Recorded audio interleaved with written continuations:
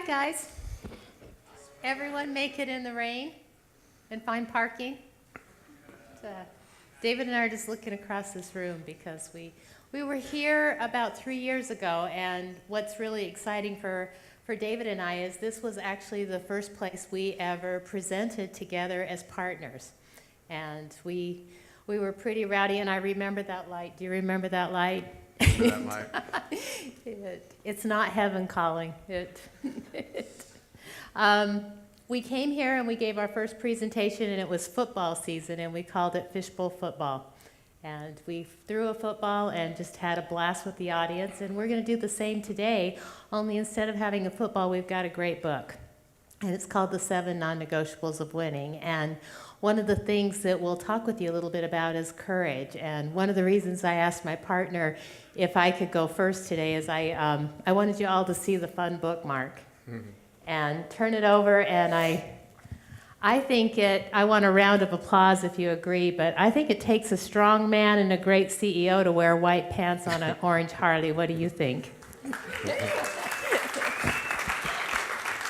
And just to make sure he stays smiling, we actually ordered 10,000 of these bookmarks. And so we're actually just delighted to be here with you today. And David's going to start us out and tell you a little bit about the non-negotiables.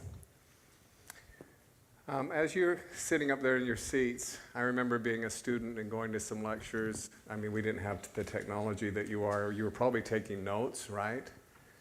And some were playing games. Right, some are at least honest. And what we want to share with you today is things that are meaningful to you, not what's meaningful to us. So we're going to have some Q&A as we proceed after we lay the foundation. But be thinking of some questions that matter to you right now in your lives. Some of you may be coming back to school after not being in school for some time. Some of you have gone right into school out of high school. And you're looking at what are you going to do with your education? So we have some thoughts around that and some things that you maybe should and could consider before you work for anybody. And maybe how you handle yourself in the workplace. We have a pretty special place called Fishbowl. And the name comes from the ability to look within our organization from any point of view and see transparency and see everything that's going on. Even so much so that we share our financials with our employees. I don't know if you know any other companies that actually do that. Does anyone know of another company that shares full financial information with employees? Does the university share that with their staff? The reason why we do that is we want to inform and educate our employees as to the health and well-being of our company financially, and so that they'll have a fiscal responsibility as well. But moving into the 7 non-negotiables, we established early on certain fundamental principles that were important to us as a company called soft traits. If you read business books today, all the business books that I've read at least, talk about either soft traits or how to yield more results, how to contribute more, how to jump higher, run faster.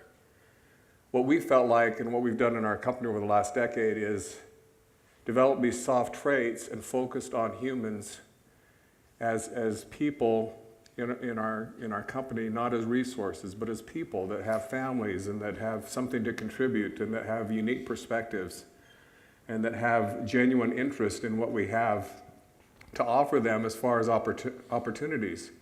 So everyone at Fishbowl, all 100 employees, think of themselves as their own corporation. We call it Me Inc. And we use these soft traits called the 7 non-negotiables to lay the foundation on behavior. And I'll give you an example on how we reward the behavior. The 7 non-negotiables are right there. This is what we run our company with. And they're called soft traits. They're things that you do as a human, whether it's in the workplace or at home or here at school or in relationships, personally, interpersonally. But we believe in them so much so that we have our whole company strategy and then tactical deployment based on these 7 non-negotiables. And you may say, well, how do you translate that into into productivity, and how does this translate into growing as a company financially? And what we found, if we have people become better in these areas, they become better and happier employees that yields better results. So these are called the soft traits. And we're going to give you examples today how they then translate into hard results. A hard result would be, for example, let's take respect. If you have respect, that's our keystone attribute or non-negotiable. If you take respect and you're more respectful to yourself and then more respectful to your colleagues, you'll have that come back to you, and they'll be respectful of you. We love when people are respectful to one another, and that allows them to be much more open and allows our employees to be courageous, and allows them to try new things and be willing to fail because they're respected as human beings. And they also give respect back to their teammates, their colleagues, and the company. So we'll get more into that in a minute, but I've talked too much to start off on this, and now I'll turn the time over back to Mary. One of the things, guys, that you're going, hopefully when you leave this presentation today, is you're all at a fantastic university, and you're going to get the core skills that you need for the workplace. What David and I are talking about with the soft skills is what makes the journey enjoyable, and also what helps you to get your job and keep your job. It's because you know how to work with individuals. And what you have to have, though, is a common dictionary. And this is where it's going to get fun, because David and I believe in great questions. So the first person in the audience who has the high courage to raise their hand and ask a great question might just get one of these books and not have to buy it off of Amazon. But before we get started on a question, one of the things I want you to think about, and then I would love someone to have the high courage to give us an example, is this is what we believe respect is. It's to seek to understand others before you seek to be understood. And so, does anyone have a high courage to give a respect example? I think that's because Covey talked a lot about that too, I think. Is that where you got the idea? Yeah, and Covey got it from Goethe. Okay, perfect. I love that idea just because I think Nelson Mandela is someone that exemplified that. Going to his meetings, he'd go in well prepared with things that he wanted to say, but he always listened to his colleagues first, and then give an example of what he wanted to say after he understood their points of view, because then he was more educated on how to answer in a smart way. So I know I like that. I think that's important. Can anyone give an example personally of when they found out they weren't giving respect, and in the workplace or here on campus, and they changed their behavior and what they learned? That's what I've got a book here for that person who has that high courage. Over summer, I took an intro to marketing class, and I have this tendency to dominate a discussion, and my professor stepped up and said, "Hey, Garrett, I want you to quiet down for a minute, take a step back, and let everybody else talk." So I guess I didn't realize I wasn't respecting the rest of my... And your name's Derek? Yeah, Derek, let's give Derek a round of applause. Guys, how often in the workplace, in the home, at work, have we not really been listening? And we're just really excited about what we're going to say next. And the heart and the soul and genuine respect comes from listening. And I have a great partner here who taught me how to listen. And that's what we're here today to do with you all as well. So, Derek, congratulations for having that high courage. And did everyone learn their first lesson? And the book is full of them too. And so David and I aren't really here to hype the book, but we are here just to give you an overview and to tell you this will change your life. And you know what, guys? It probably will help you with your income. It might help you with getting your dream job. But more than anything, it encourages you to have a joyous journey. And you have a joyous journey when the people around you are enjoying it as well. And so, David, do you want to take Belief? Sure. One of the first things that we decided we needed to have at Fishbowl, well, let me back up and give you a little bit of context. I was sent down from another board of another company to close down a company called Eventronics back in 2004. It was the name before Fishbowl. And they had spent 3 years and $2.5 million on building a product that could not go to market. And so the chairman of the company that I sat on the board with sent me down to close it. Well, after spending a day with the 6 individuals that had remained there without pay in hopes that something would happen, they had the resumes out, but they were still working, trying to do something up to that point. They just inspired me.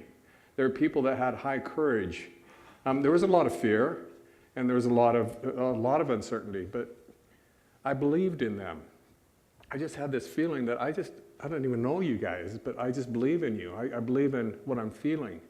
So I called the major shareholder and said, you know, give me 30 days and don't put any more money in, and I'll see what I can do, because there's 6 people down here that believe that we can get a product to market pretty quickly. And so there's a lot more to the story, but within 30 days, we actually had a product that went to market.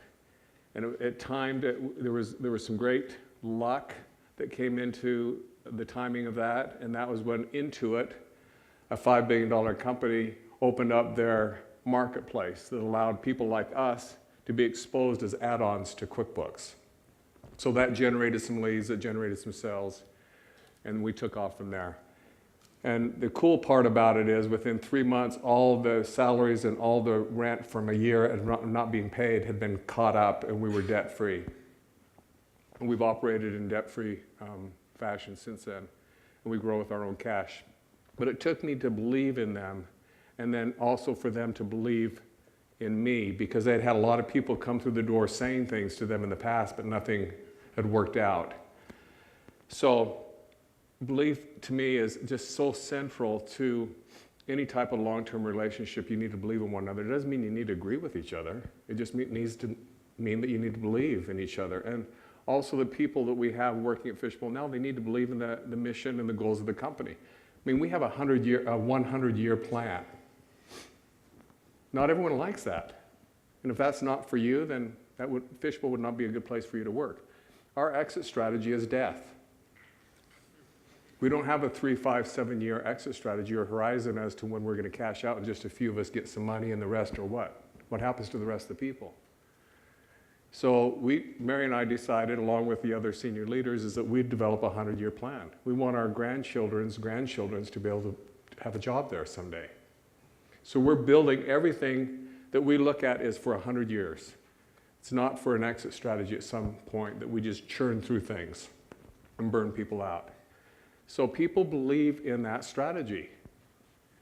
And so belief is so central to a relationship and an employee-employer relationship. I don't think Mary does either. Well, I know she doesn't. We don't see our people as employees. We see our people as colleagues, as people that we love to be around and hope to be around forever. And they may be tired of us and want us to retire someday, but you know, we don't have any plans in the near future for doing that. We're having too much fun. Somebody asked me the other day, well, why don't you just sell Fishbowl? It's such a hot company and doing so well, and it's worth so much. And I thought, well, what would you do? Have some money? Then what? I mean, we've worked really hard to create the culture that we have and have a holding environment called Fishbowl that allows people to be tested and grow as individuals. And then as they grow as better employees with these soft traits, these 7 non-negotiables, they're better spouses, they're better contributors to the community. They're better in everything.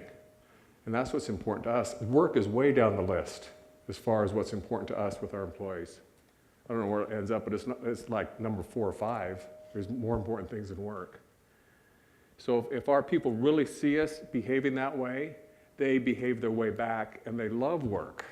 It's not something that they consider work. They come each day to Fishbowl to be inspired and to create and to try things and to fail and to succeed and to see other people doing the same thing. And it's just an inspiring environment to be around. So that's why we believe in things. You need to believe. Want to do trust? Oh. That's probably me hitting the wrong button. And I think, guys, one of the things that's just so exciting about sharing these things with you are, these are things that we actually, over the last 36 months, we developed inside Fishbowl. And they helped us during times when we had some big challenges. We made it through the recession. We made it through opening up our doors to the culture of Australia. Fishbowl was pretty hunkered down, just trying to survive. And we learned about respect, belief, and trust, not only for ourselves, but for other people as well. And that's where trust came in to play. Because does anyone in the audience know when you're defeated? I have another book if someone gets the right answer. When do you think you're defeated? That's close. That's close. Close. Close. It's a common quote. When are you defeated? And it's something I catch myself all the time. When I start reaching outside myself and I start blaming others, I start placing judgment. That's when I have lost even the other non-negotiables. I've lost belief and I've lost respect when I put the problem outside myself and I quit trusting. So we are defeated when we start blaming others, when we start pointing our finger and forgetting that 3 fingers point back at us. So one of the common things that we look at Fishbowl is we just don't judge one another. We have a great CEO who, when we think we fail, in our minds now we hear, we just learned. We learned something that we didn't know. And a common thing for us all to say is, I just didn't know what I didn't know. And it also just makes your life much more enjoyable. Again, I keep saying, because the core word for me is joy. You want a joyous life. But inside the book, you'll read about the agile methodologies. And people are doing, for the most part, the best they can with the given resources they have each day. And so you want to get happy, you just quit judging, and it'll be fun. As you leave today and you go about your business, think about how many times in your life you want to blame the parking, you want to blame the rain, you want to blame somebody else, and you'll go, boy, the minute I blame, I'm defeated. And so there's more in the book about that, but that's kind of the heart and soul at Fishbowl of what we see trust is. And so, David, loyalty? Anyone want to take a stab at what loyalty is to you? Yes, sir. Loyalty to me is pretty much just finding something that you believe in and sticking with it. Sticking with it for a period of time? No, sticking with it for the rest of your life. And it's something that you never give up on. You never quit. Unless circumstances prevent you from doing it?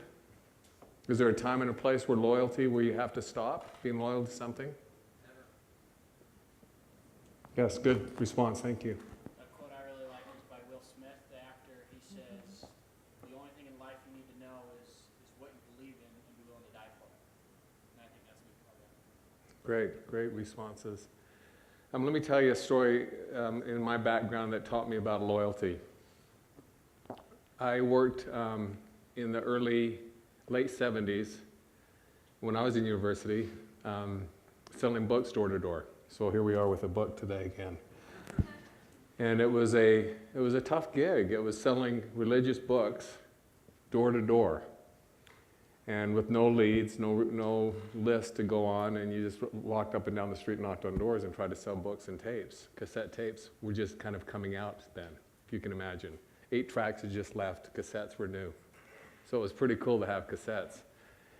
And the first summer I went out and sold, I did really well and became the top salesperson for this company. The second summer, I thought they invited me back to hire a team, much like the pesticides and the security companies do now. This was kind of the first company that did this, along with another company called Southwestern, is hire teams from, and back at that time, was it even UVSC? Maybe even the term before that. I don't think it was back to Utah Technical College days, maybe. But we'd hire from the universities, and I went out with a team of 12 individuals my second summer. And because my first summer, none of the teammates stayed in Dallas where I went, I thought it was really cool because then I had more territory. But the next year, when my teammates started to struggle and say, you know, no one's listening to us, no one will have a demo, nobody will buy books, I just thought, well, I didn't even have a team. So if you can't go out there and work hard and quit complaining, then just go home. And so within the next couple of weeks, they all went home. And I remember feeling just how horrible that feeling was after my ego allowed me to kind of get over well, that's what they should be doing. I remember driving to my area to sell just feeling horrible. It was so shallow, being just a top salesperson. And so to me, I was not loyal at all to these 12 individuals that had banked their summer and next school year on making an income with me. And so I committed right there and then that summer of 81 to come back in 82 and show my loyalty through my actions and my behavior and dedicate my entire summer to their success and not sell personally at all. So for me, that was kind of the mark in the ground that I can say I became a loyal person to somebody else. I mean, I was loyal in other areas of my life, but not in the workplace. I demonstrated I was not loyal, and then I became extremely loyal. So back up to your comment up there at the top, yeah, I realized how important it was to be loyal to my teammates, no matter what. I don't give up on them, ever. They may choose to give up and their life changes, but I never give up on them as individuals. And that's what we demonstrate at Fishbowl. And I think one of the things that was extraordinary for us is you hear our bios and you see the bowl and you see the book and you think, gosh, those people are really lucky. They've had it easy. They have a good relationship with Intuit. I want to be at a company like that. Let me tell you, we went through some hard times, but we found within ourselves that a hard time gives you an opportunity to learn how to be loyal. And when you begin to love your product, your customers, your coworkers, your community, and you genuinely care about them, guess what? It is an honor to sacrifice. And one of the things I didn't know when I stood on this stage 3 years ago that I know today is sacrificing is a privilege. And it's an honor, and when we know those things and go into the workplace, and we know that we can go the distance and make up the difference for our coworkers who are just fellow human beings, and that it's an honor, it changes another entire paradigm. And are you starting to get the message now of where we work at Fishbowl from what I call it up here? It's a place where it's our higher energy, our best selves, and we do everything we can to make sure that we get one another up here, which involves great eating, starting our day with some exercise, but moving as much as we can and moving from our higher, more energized self and learning this, what we call our vocabulary. And the other part that's really fun is these 7 are just ours for Fishbowl. As you go about building your career, you might be a chief financial officer, you might be a CEO, you might be someone who spends time, who wants to just stay at home for a while. You'll develop your own values and principles too. So we're just really excited to share ours and how they came to life with you. But as you've got notes, guys, be taking your own about what your non-negotiables might look like. And the next one is for David and I, and it's called commitment. And it's hold nothing back. Work like this is your last job. Can you imagine as you enter the workplace or you go into your career, how much more productive you're going to be if you're not thinking, this is just my short-time gig. Wherever you're at, give 100% and work like it's your last job. And because we want to, when are we officially done? 10-2? 5-2? Oh, 10-2? Okay. So we'll go through the next couple non-negotiables fairly quickly because we want to ask you some questions and address the things that are on your mind and on your heart. But courage, it takes courage in the workplace.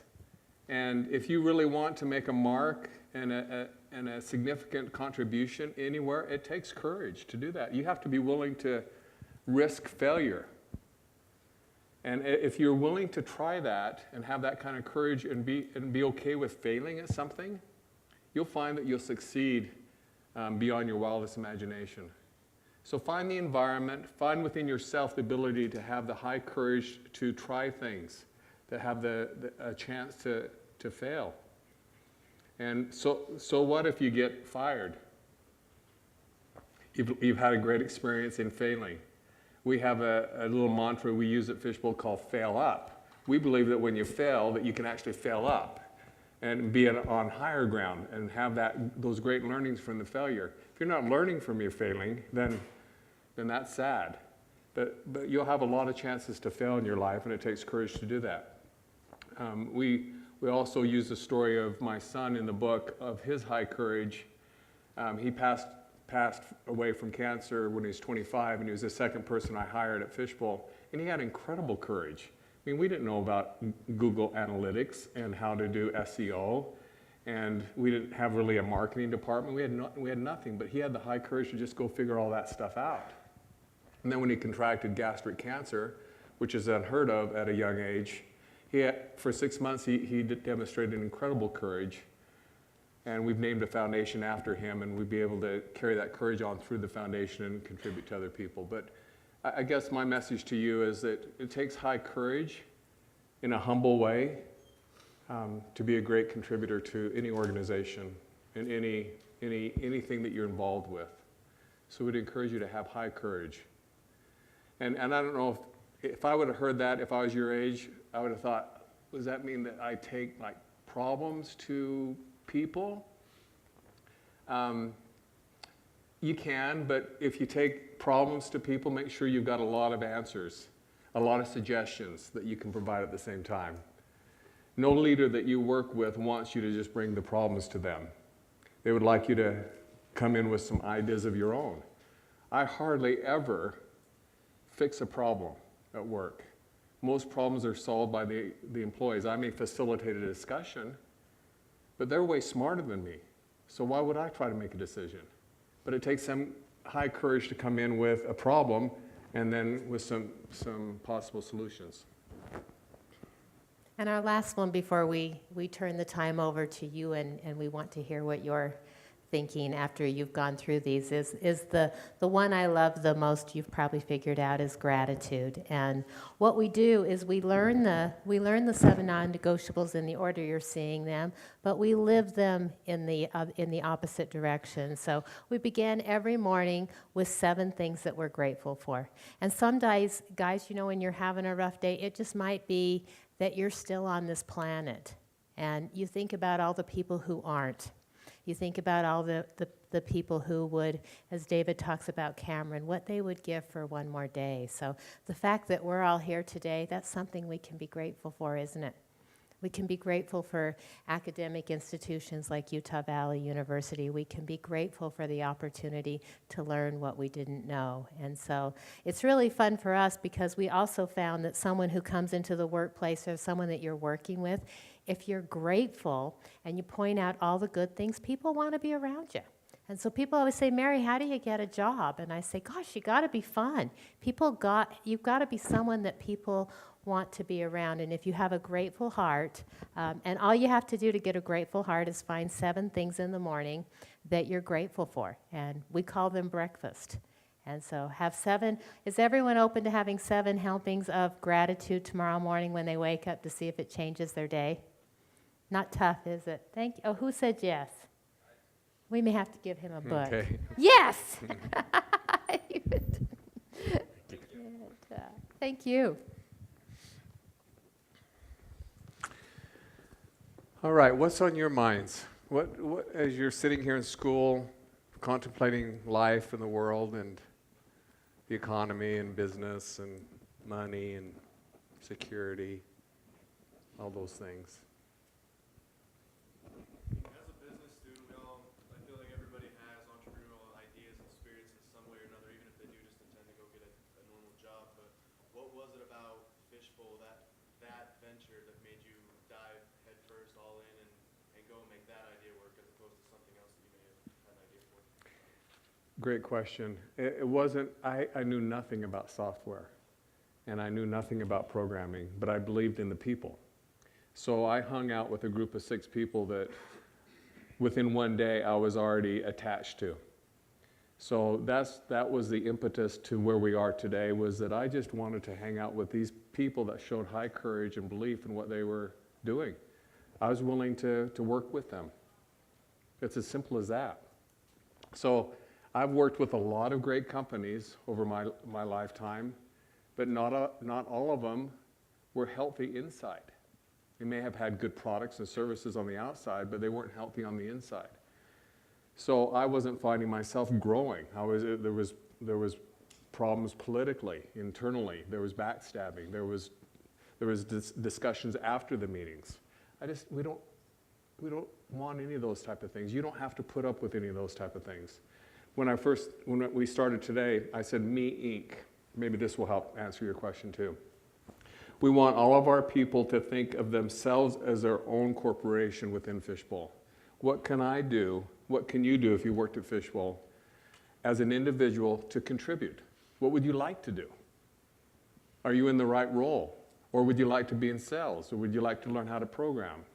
Or would you like to train? What inspires you? Make sure that you're always doing something that inspires you, helps you to grow in competency and in capacity. And look for those opportunities that embrace that. Most good corporations and leaders will. They'll love an individual like you coming into the organization that has the drive, that knows how to work with a team, but also knows how to come up with your own ideas. You don't look for other people to necessarily support them until you demonstrate to them in an appropriate way how this idea can take hold, and it's good timing, and maybe it's not good timing, but you're okay with that. You see what I mean? You're kind of like your own corporation within a corporation. You need to think of yourself that way. It doesn't mean that you think as an individual. You just think of yourself as, how do I keep adding to myself in my capacity to do things? And along the way, as I increase in my capacity, I can add competencies along the way. I have experiences in my life that I learned from other people and from myself. And I just become better and better and better all the time. Life is not about these big leaps. It's about every day doing a little bit more to be a little bit better. It's the small steps that add up in time. Does that help? Is that a good answer? Thanks for asking. Another one. When you mentioned that your company is transparent financially, is that employees being able to see what other employees are making? No, we don't share the salaries. We share the P&L, the cash flow statements, and then all of our pro forma graphs, all the numbers that we're shooting for and how we're doing against those things that we decided as a company. But they do see a P&L, and they see a cash flow statement, and so that they have a feel for how we're doing. To expose individuals' personal incomes would be a violation. So there's only 3 in the company that knows what everybody makes, and it's our senior VP, John David King, Mary, and myself, and our controller. So there's 4 people. But great question. The reason why we also show the financials is because we base everyone in our company has a base plus a commission. Everybody, even programmers. And so we want everyone to put their eye on creating revenue. So it's not a profit share, it's not a bonus program. We have a piece of their compensation that comes directly from the revenue each month. And then they can decide how much they make. In other words, you 100 people, if we do $1.5 million or $2 million this month, you'll know how much you make. If we do $3 million, you get a whole bunch more. If we only sell $1 million, you're gonna have to tighten your belt. So we created it that way, and I really like that because it manages the monthly nuts so well. But it also pays them to be part of how we're growing. They see that. Even a programmer, which is really salary conscious by their nature and not very adventurous as far as their compensation. It took me about a year to convince them to go to this model, but they're really happy they're on it now. So that kind of came at the same time to show them how we're doing so that they can see the revenue and the expenses against the revenue. Thank And you. I think too, one of the things that I've seen with the employees that they really love is what we focus on grows. So every single morning, every employee gets a report that shows us just where we're at in terms of payroll, paying our operating expenses. And so they know Fishbowl is employee-owned. There are 71 owners at Fishbowl. Those 71 owners know when we've made payroll. They know when we've paid our operating expenses, but they also know that we're being fiduciarily responsible with the money that they're earning. And that's where I think sometimes in a company you think, are they flying a Learjet? Is all the money going to, to the Himalayas or whatever? And that's what's it shows high courage too, because sometimes if we have a lean month, they're watching us just get to the place where we hit payroll, and then Fishbowl makes most of its money the last 3 days of the month, so there's an adrenaline kick, but it seems like as soon as we hit payroll, the numbers just keep going as well. And so that is, when you all become leaders inside your company, that transparency and the focus, what you focus on grows. And so getting everyone focused on making sure that needle points north is quite effective. Let me just add one other thing, that as you start your own gig, and many of you will be entrepreneurial, and this is the center of entrepreneurialism in the world per capita, make sure you give away as much as you take. In other words, Mary just mentioned we have 71 owners. They have stock in the company. We literally have 71 owners of Fishbowl out of the 100. You're eligible after a year of employment to apply for stock options. And do you know how they get stock options? Does anyone want to take a wild guess what they need to do to get a stock option? We've been talking about 7 things today. You're cheating, though. I know. They have to present to you how they demonstrate the 7 non-negotiables in their life, in their everyday life, at work, at home, with their families. So this nice young lady's husband works for us. And he's been there, how long has Matt been there? A year and a half? Yeah. He's an incredible contributor, by the way. He does the little extra things that others don't do. He's a long-term keeper, that Matt. So you make sure you keep him too. We ask the employees to pick 3 of the non-negotiables they want to work on and to highlight one of them. And then they present to their direct leader, who then takes it to a group of leaders called captains. And if that passes those 2 hurdles, then that individual comes with a PowerPoint and presents to Mary and I. And they share with us how they're improving as human beings in one of these non-negotiables, and how they do it in the workplace, and how they may do it at home if they choose to share that, how they do it in other locations. And we're yet to not give stock options to anybody after doing this 2 rounds. So our goal is to have all of our employees have stock options every year. They're eligible every year to get more stock options by working on the non-negotiables and improving in them, and showing us how they do improve in them. And it's amazing how if you just focus on these things, everything else just works out. It doesn't matter how long they've been there. It doesn't matter what role they are, what role they have. It doesn't matter who they know. It's all about how they behave. Any other questions? Yes, sir. Loud. Yeah, sorry. So kind of 2 questions, I guess, to tie together.